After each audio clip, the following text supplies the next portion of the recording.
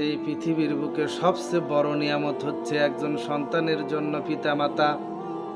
আর এই পিতামাতা সম্পর্কে আল্লাহ রাব্বুল আলামিন কোরআনুল কারীমের সূরা বনী ইসরাঈলের 23 নং আয়াতে বলেছেন, ওয়াকাদা রাব্বুকা আল্লা তা'বুদু ইল্লা ইয়াহু ওয়া বিল ওয়ালিদাইনি ইহসানা ইম্মা ইয়াবলুগান্না ইনদাকাল কিবারা আহাদুহুমা আও কিলাহুমা ফালা তাকুল লাহুমা উফফিন ওয়ালা তানহারহুমা ওয়া কুল লাহুমা কওলান কারীমা।